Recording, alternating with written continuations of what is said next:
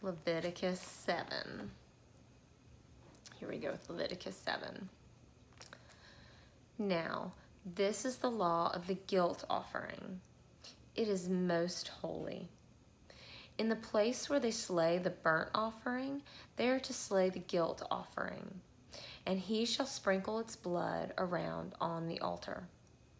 Then he shall offer from it all its fat, the fat tail and the fat that covers the entrails, and the 2 kidneys with the fat that is on them, which is on the loins, and the lobe of the liver, which he shall remove with the kidneys. The priest shall offer them up in smoke on the altar as an offering by fire to the Lord. It is a guilt offering. Every male among the priests may eat of it. It shall be eaten in a holy place. It is most holy. The guilt offering is like a sin offering. There is only one law for them. The priests who make atonement with it shall have it. Also, the priest who presents any man's burnt offering, that priest shall have for himself the skin of the burnt offering which he has presented. Likewise, every grain offering that is baked in the oven and everything prepared in a pan or on a griddle shall belong to the priest who presents it. Every grain offering mixed with oil or dry shall belong to all the sons of Aaron, to all alike. Now, this is the law of the sacrifice of peace offerings, which shall be presented to the Lord. If he offers it by way of thanksgiving, then along with the sacrifice of thanksgiving, he shall offer unleavened cakes mixed with oil, and unleavened wafers spread with oil, and cakes of well-stirred fine flour mixed with oil. With the sacrifice of his peace offerings for thanksgiving, he shall present his offerings with cakes of leavened bread.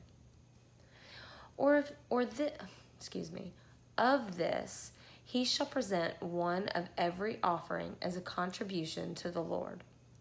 It shall belong to the priest who sprinkles the blood of the peace offerings. Now, as for the flesh of the sacrifice of his thanksgiving peace offerings, it shall be eaten on the day of his offering. He shall not leave any of it left over until morning. But if the sacrifice of his offering is a votive or a free will offering, it shall be eaten on the day that he offers his sacrifice, and on the next day what is left of it may be eaten. But what is left over from the flesh of the sacrifice on the 3rd day shall be burned with fire. So if any of the flesh of the sacrifice of his peace offerings should ever be eaten on the 3rd day, he who offers it will not be accepted, and it will not be reckoned to his benefit. It shall be an offensive thing, and the person who eats of it will bear his own iniquity. Also, the flesh that touches anything unclean shall not be eaten.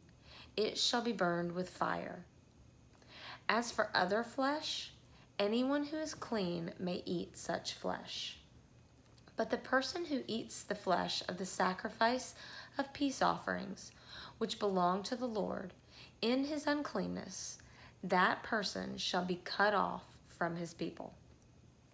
When anyone touches anything unclean, whether human uncleanness or an unclean animal or any unclean detestable thing, and eats the flesh of the sacrifice of peace offerings which belongs to the Lord, that person shall be cut off from his people.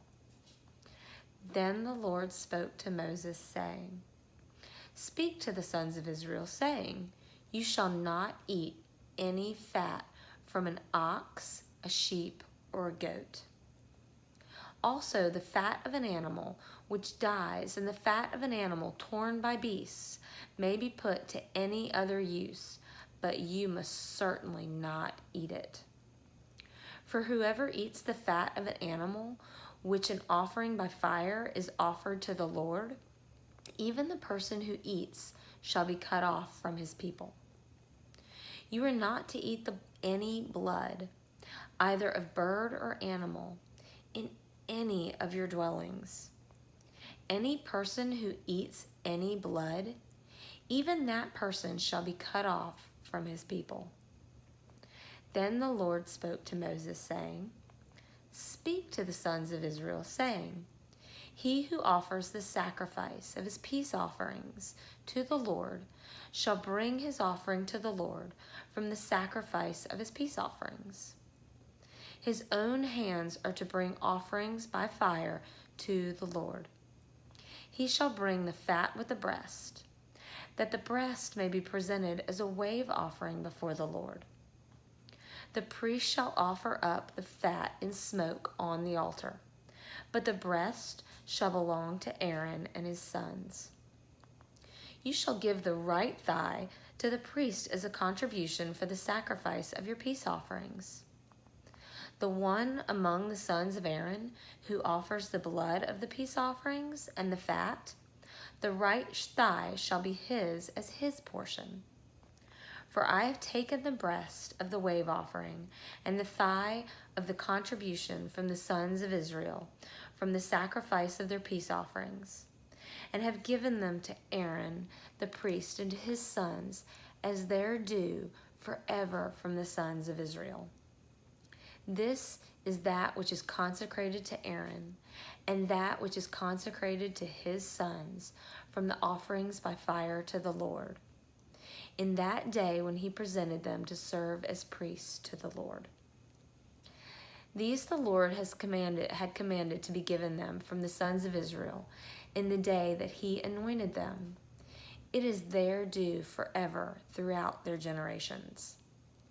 This is the law of the burnt offerings, the grain offering and sin offering and guilt offering and the ordination offering and the sacrifice of peace offerings, which the Lord commanded Moses at Mount Sinai in the day that he commanded the sons of Israel to present their offerings to the Lord in the wilderness at Sinai.